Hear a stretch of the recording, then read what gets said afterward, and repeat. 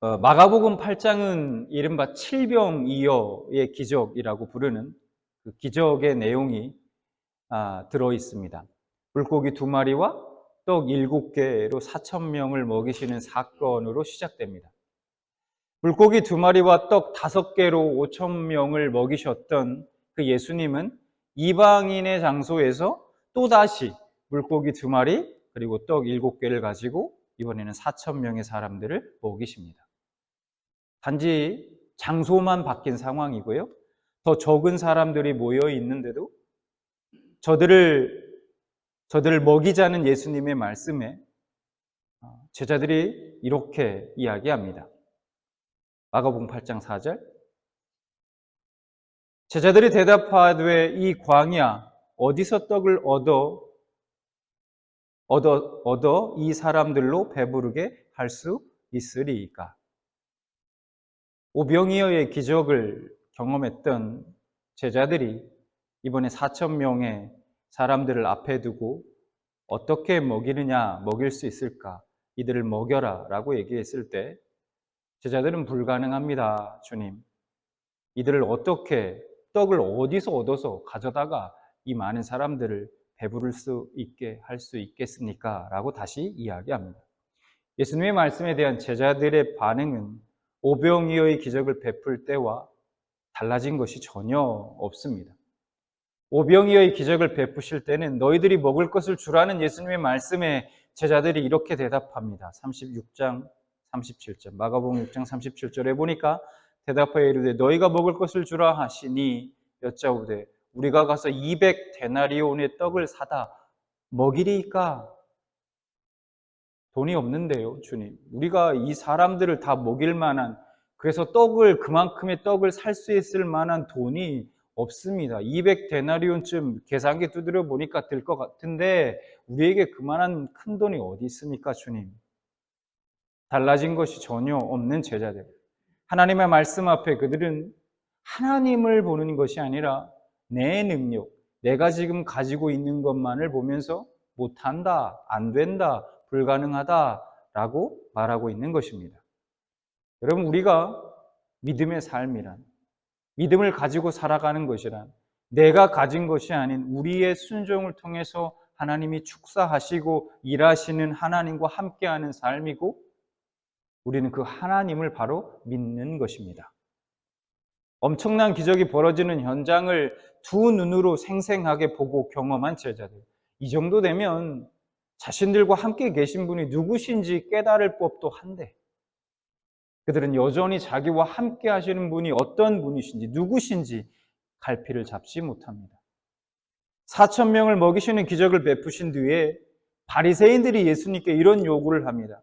11절, 12절 누가복음 8장 11절, 12절 바리새인들이 나와서 예수를 힐난하며 그를 시험하여 하늘로부터 오는 표적을 구하거늘 예수께서 마음속으로 깊이 탄식하시며 이르시되 어찌하여 이 세대가 표적을 구하느냐? 내가 진실로 너에게 이르노니 이 세대의 표적을 주지 아니하리라 하시고 표적을 보여달라는 거예요. 바리새인들이 예수님께 나와서 이 바리새인들의 요구를 들은 예수님의 심정이 어떠셨을까요? 도대체 언제까지 표적을 보여줘야 저들은 믿을까? 믿음이 생길까? 아니 눈앞에 표적이 계속된다면 정말 사람들은 예수님을 믿을까? 과연 그럴까요? 예수님은 표적을 바라는 바리새인들을 바라보면서 깊이 탄식하십니다. 그런데 이 바리새인들의 모습은 다름 아닌 눈에 보이는 표적, 끊임없이 보여주기만을 강구하는 제자들의 또 다른 모습이었다는 것입니다. 자, 이제 본격적으로 오늘 본문 말씀을 좀 살펴보도록 하겠습니다. 5,000명과 4,000명을 먹이시고 12바구니와 7바구니에 가득 떡을 남기신 사건. 그 이후에 제자들과 예수님은 배를 타고 벳세다로 건너가는 중이었습니다. 마가복음 8장 14장 상반절 말씀을 먼저 보면 이렇게 말씀합니다. 배를 타고 가고 있는 상황 속에 이렇게 얘기해요. 제자들이 떡 가져오기를 잊었음에 지금 성경 저자는 그들이 타고 있는 배에, 예수님과 제자들이 타고 가고 있는 그 배 안에 떡이 없다고 말씀합니다. 제자들이 떡 바구니를 두고 왔다는 거예요. 그 남은 떡을 가져오는 것을 잊어버리고 깜빡하고 두고 왔다는 겁니다. 그래서 배 안에 떡이 없다는 거예요. 16절 말씀을 보면 제자들의 입으로 이런 사실을 확인해 주고 있습니다. 16절 말씀. 제자들이 서로 수군거리기를 이는 우리에게 떡이 없음이로다 하거늘.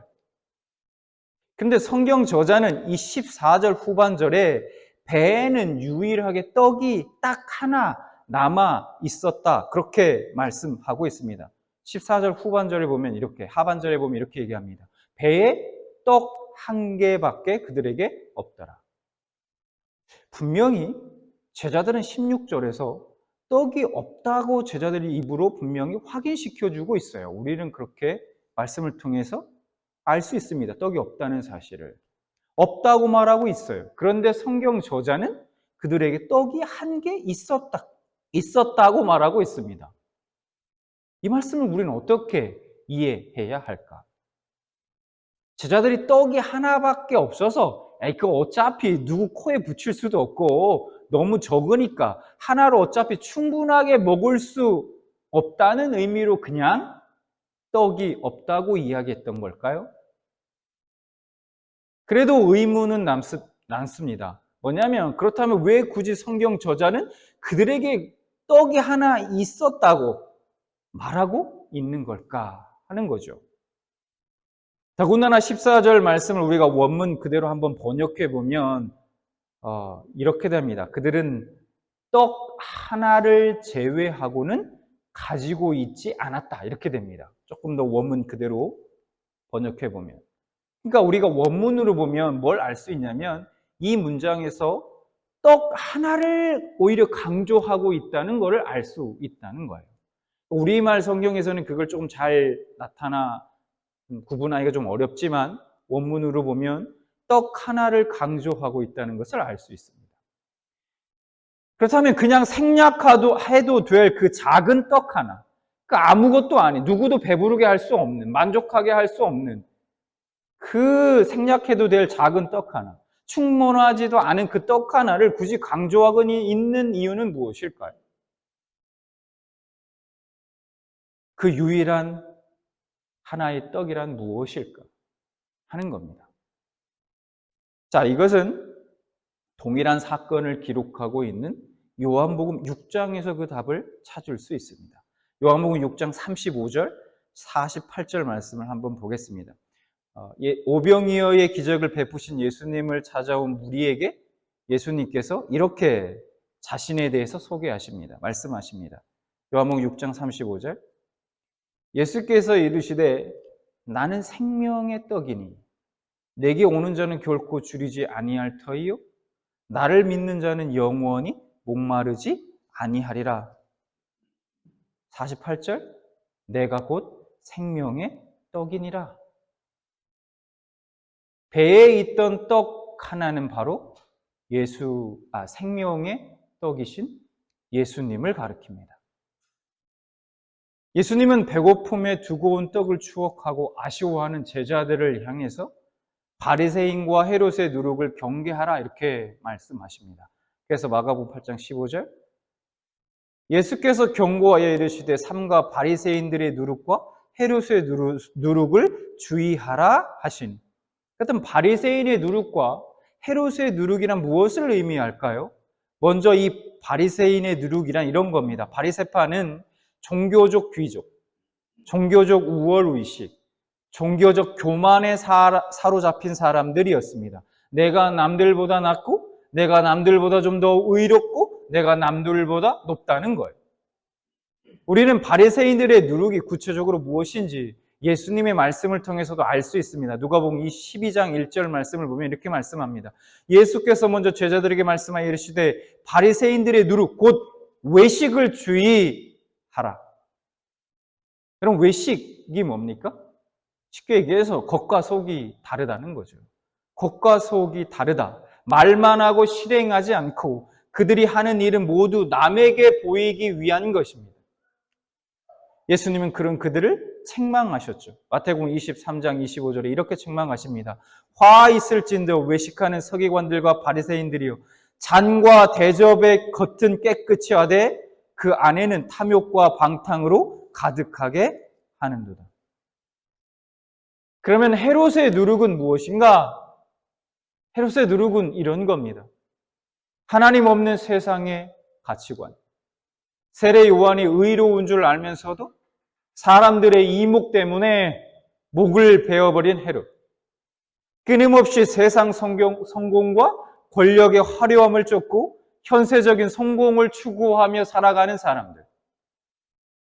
세상의 것을 다 가진 것 같지만 결국 의롭지도 정직함도 없이 그냥 자기 주관대로도 아닌 남들 눈치만 보며 살아가는 세상인 것입니다.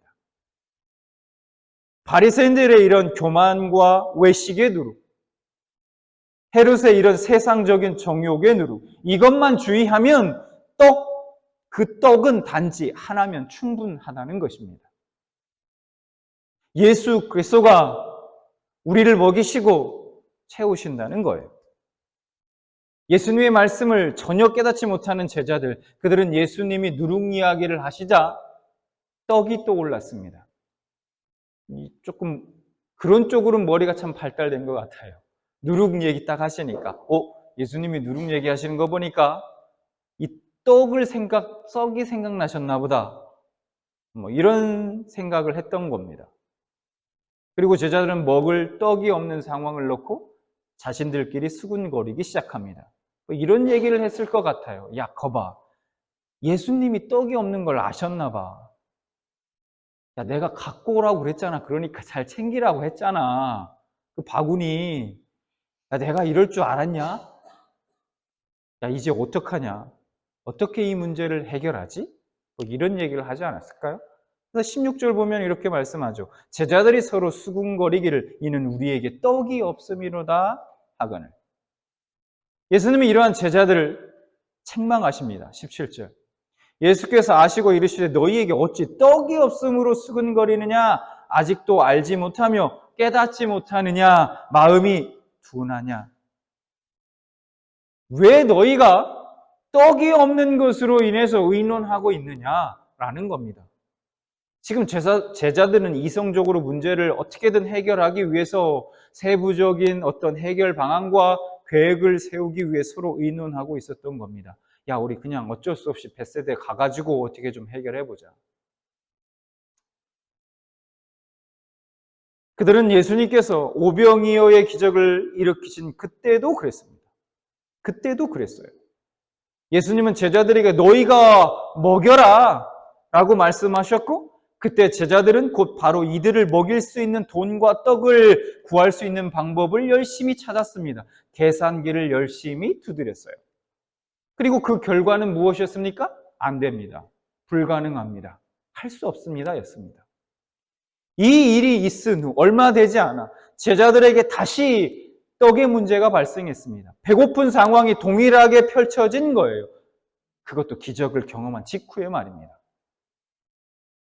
제자들의 반응이 뭔가 달라졌습니까? 아니죠. 전혀 달라지지 않았습니다. 다시 이들은 자신들이 가지고 있었던 계산기를 들었습니다. 그리고 두드립니다. 자신들이 할 수 있는 가능한 모든 방법들을 의논합니다. 여러분, 저는 생각해 봤어요. 솔직히 인간적인 마음으로는 제자들이 너무 답답한 거예요. 아니, 그런 직후에 바로 그런 기적을 경험하고 눈으로 직접 다 보고 같이 그 떡을 먹었을 거 아닙니까? 근데 얼마 지나지 않아가지고 똑같이 배고픈 상황에 처하게 되니까 그때 하던 그대로 하고 있는 거예요. 어떻게 하지? 이 문제를 어떻게 해결할 수 있을까? 너 가진 돈 있니? 좀 다 내놔봐. 이러고 있는 겁니다. 도대체 왜 그럴까?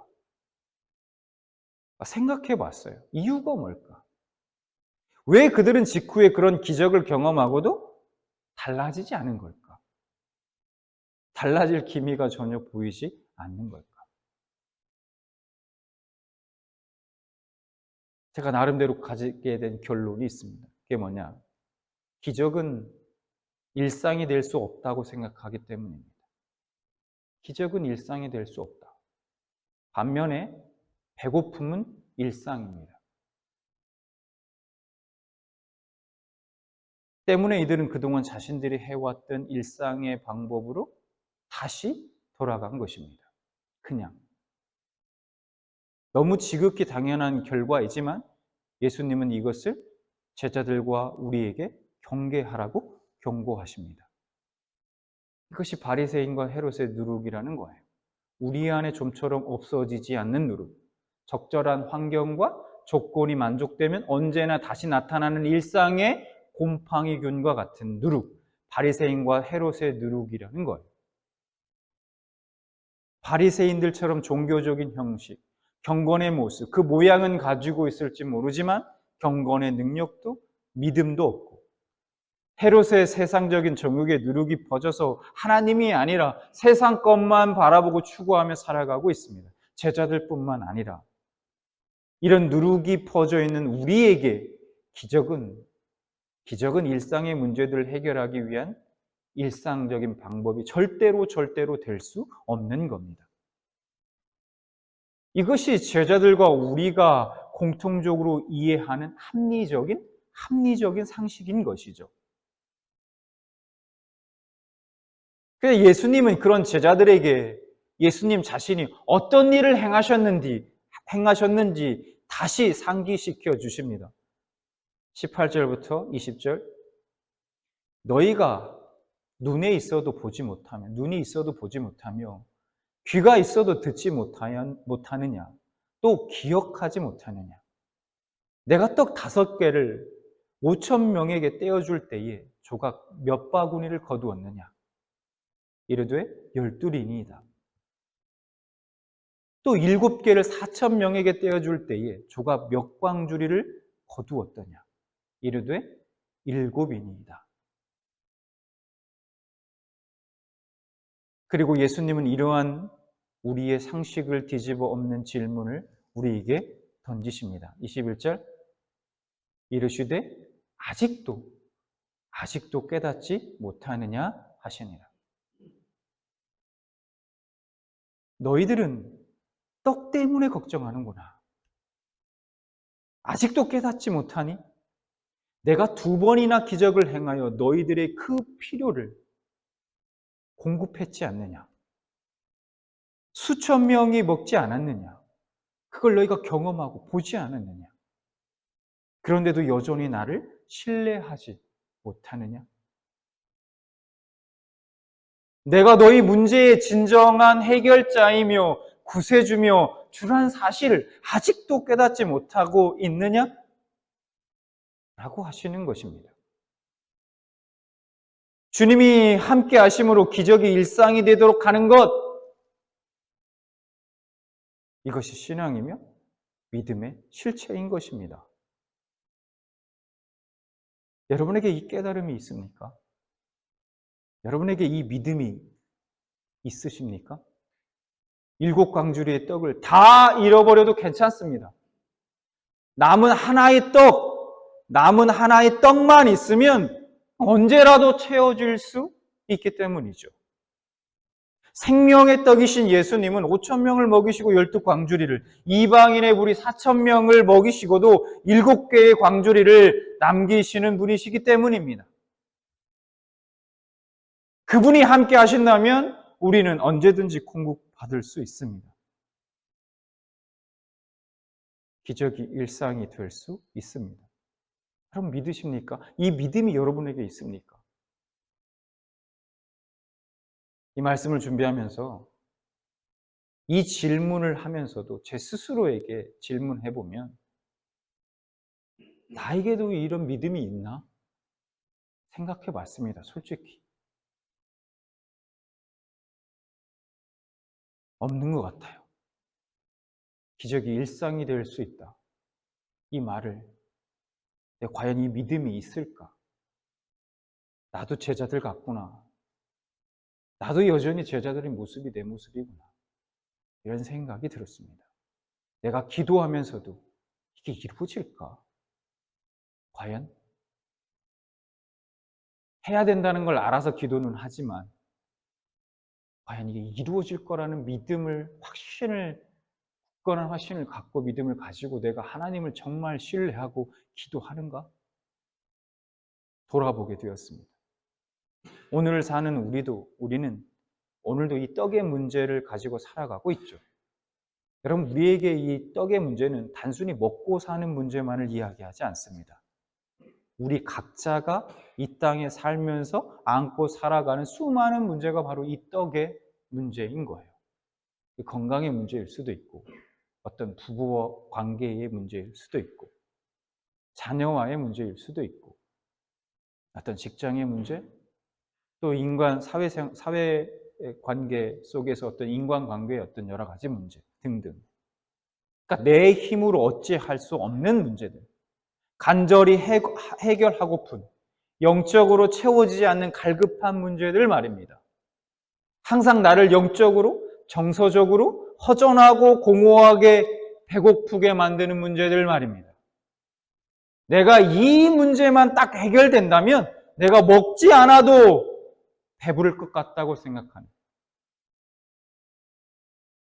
그 문제가 바로 떡의 문제인 것이죠. 주님이 이런 우리에게 도전하십니다. 아직도 깨닫지 못하느냐? 아직도 깨닫지 못하느냐?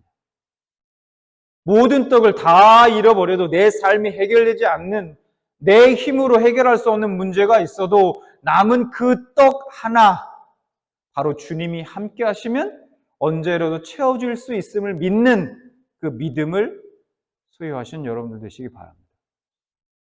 주님이 함께 하신다면 우리는 언제든지 공급받을 수 있음을 믿으시기 바랍니다. 기적이 우리의 일상이 될 수 있음을 믿으시기 바라요. 이 얘기를 듣는 여러분 혹시 이런 생각이 드실 수 있어요? 아니, 드실 것 같아요. 에이, 기적이 어떻게 일상이 될 수 있어?